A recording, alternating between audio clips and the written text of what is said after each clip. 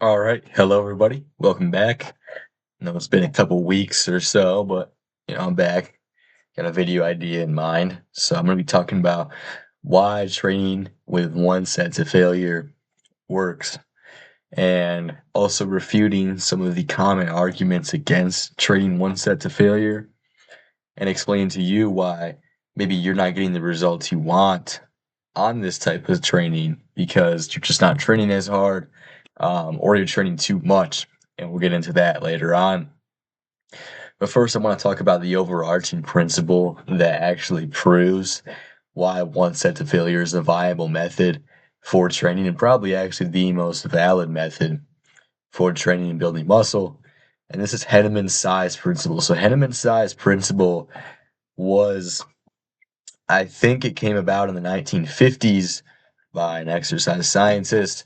And basically, his last name was Henneman. I actually forget his first name.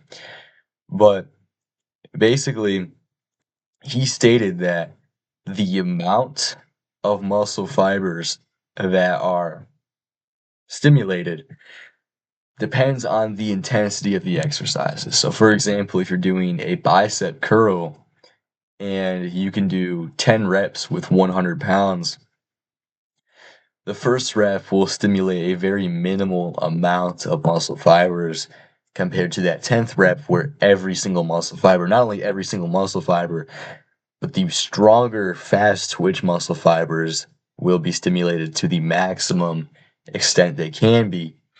And it's actually fast twitch muscle fibers that increase muscular growth, right? Those are the things that actually show. So, for example, like me, right? I mean, I'm not huge, but the reason I have a relatively muscular physique is because I've grown and I've stimulated the fast twitch muscle fibers in my workout. So, for example, running will primarily target slow twitch muscle fibers. And you can see in many marathon runners and distance runners' physiques or cross country runners, right?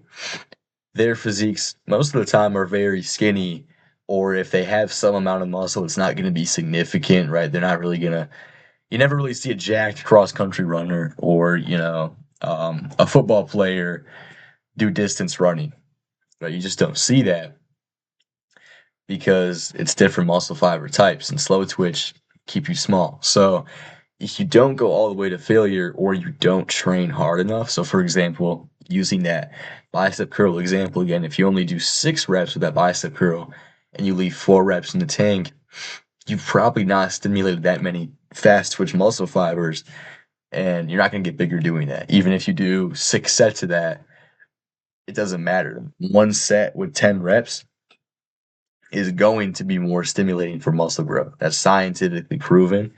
It may not show in the Brad Schoenfeld studies or, well, I saw in PubMed that more volume was better.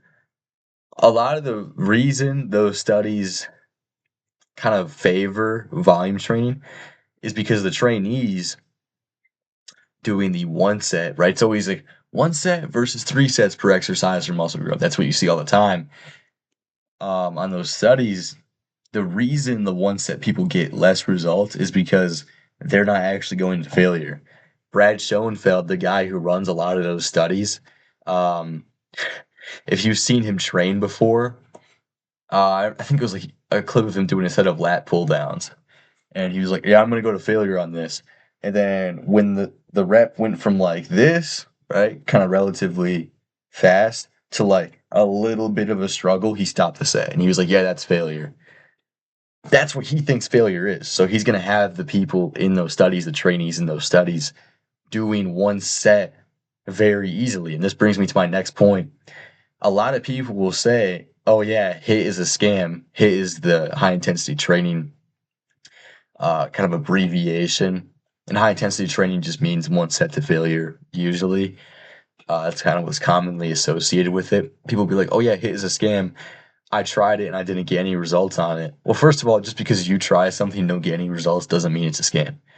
Right? It's kind of stupid. That's like people saying that, um, yeah, this religion is false because I was this religion and now I'm something different, right? Like, oh, I was Catholic and now I'm Baptist, or I was um, Muslim, but now I'm Jewish. Like I don't know. Like you know what I mean? It's just kind of like, okay, sure, maybe that religion is false. Okay, right? I'm just presenting this in an argumentative type of way to give you an example. Maybe um, I'm just saying this. Maybe like the Baptist church is true, right? And Catholicism is false, right? Um, but that's not a good argument. And this is what a lot of people will say. They don't even actually make a genuine argument. They'll just be like, yeah, I didn't get results doing it, so it didn't work. That's so stupid. And that's not actually rooted in any sort of logic. So don't listen to that.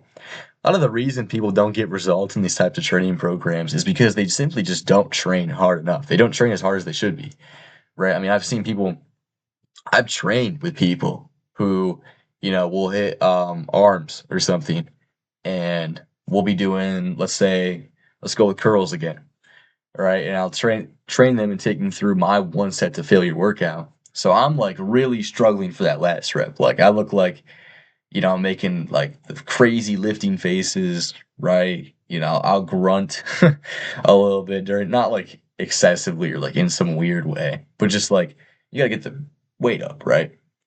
And these people, they'll stop their set at like, let's say they're doing bicep curls, they'll be like, oh, right, a little bit of a struggle, then they're just done. That's so stupid. Don't listen. Not only don't listen to those people who say like, "Oh yeah, this doesn't really make any sense. This isn't really working."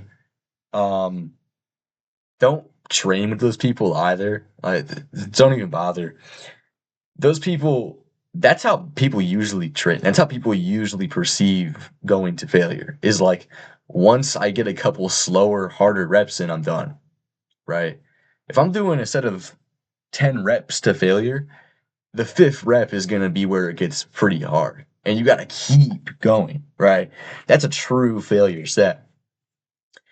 Those people just really don't get it. I do think it's partially a mental thing of like they don't have the capacity to go that hard, but they also just don't know what failure really, really looks like. So it definitely takes some experience to learn how to go to failure, but it's usually just a mental thing. Like I'm not bringing myself up, saying that like, oh yeah, I'm so much tougher than all these people. But just in terms of the gym, yeah, maybe I am. Maybe I do know how to train harder, right? Or at least push a set harder. And right, it's not me tooting my own horn. Just saying like you need to kind of get a mentality when you go in the gym of like full dialed in. And usually it's more of a mental thing of like they don't know how to lock in. And it's very easy to do. I was the same way for the longest time. And what I would say is just before each set, give yourself a set to dial in. Have your music in, whatever. Take a breath, take a couple deep breaths, kind of visualize your set, visualize what you need to do, and then go out and execute. That's my biggest tip, right? A lot of people don't do that. A lot of people don't kind of think and prepare mentally before a workout and they just kind of go in and do it. And that's why the one set to failure thing just does not work for them. Another reason is because people train too often with too much volume. This is another big thing, big complaint is that, oh yeah, I was doing this and I just burnt out. Now, this is a much better case because these people don't have as much to really work on, right? These people know how to train hard, they know how to push themselves, but then they just do too much volume. They train too many days a week and they end up burning out. I remember I was like this last year and I was probably lifting like daily, basically. I remember it was like a 2 month stint where it was like bro split, chest, back, legs, shoulders, arms, and then I wouldn't even take the rest. I just kind of repeat. And then if I really felt like I needed a rest day, I would take one. And eventually, I remember it was like a Monday at school, and I was kind of tired at school. Like I remember feeling a little down. Then I got home and I felt so sick and like so tired. Like I didn't want to even get up. And it wasn't like there was any other sort of symptoms or anything of illness. It was just like I'm so fatigued right now. And it was because I was just training too hard with too much volume, right? I knew how to go to failure. I knew how to go beyond failure. I knew how to train and push each set with intensity, but I just didn't know how to actually gauge that in a true workout program and adjust for that intensity. And so I burnt out. And so eventually I had to kind of rethink my training and I started training 3 to 4 days a week. Now I only train 3 days a week. Sometimes four. I train one day on, one day off, and it's been much more beneficial for me. And I felt like I've made the best gains of my life, honestly, off of training 3, 4, sometimes even 2 days a week. As crazy as that sounds, I would honestly recommend lifting 2 to 3 days a week for most people, especially if you're older, right? For me as a teenager, I have a lot of capacity to just do things, right? There's a lot of stuff, and I know this too, like I can get away with more than if I was 35-year-old Nick, right? If I was 35-year-old Nick, I probably wouldn't be able to push this hard even one day on, one day off. I probably need to train like 2 days a week or take a weekend off, right? Like I would need to have more rest days based on how hard I'm training, but that's why I'd recommend 2 to 3 days a week for most people. I train 3 to 4, but like I said, like I'm kind of in, I don't want to say the prime of my life because I think like but when you're a teenager, have you're growing so much, your hormones are kind of at their like peak, and so yeah, I can get away with a lot more. It's almost like I'm on like a TRT cycle as a 16-year-old just because your testosterone is so elevated, especially if you're working out, eating healthy, and sleeping well. So if you're younger, 3 to 4, I think is good. You want to get the most, you want to be able to do the most with the highest intensity, but the most is a lot less than most people think, right? Um, I'd also recommend doing 5 to 6 exercises per workout, usually a little bit more or a little bit less won't hurt. Maybe 7, 8, maybe, or like 3 to 4 exercises. That's not gonna be bad. I would recommend like a full body, upper lower, push pull leg split. Just make sure you're progressing from week to week. Make sure your sets are being trained very hard to failure at least, and maybe doing some rest pause, maybe a drop set, uh, myo reps, anything like that to go beyond failure. I like force reps and negatives a lot, but the big thing is just focus on beating the book. So track your workouts, track how many reps you got with this exercise, and that exercise, and make sure before you overthink everything else that you're beating the logbook, right? And do a monthly evaluation of, okay, at the beginning of this month, it's July right now. It's almost the end of July, actually. But at the beginning of July, I did 6 reps with 185 on bench press.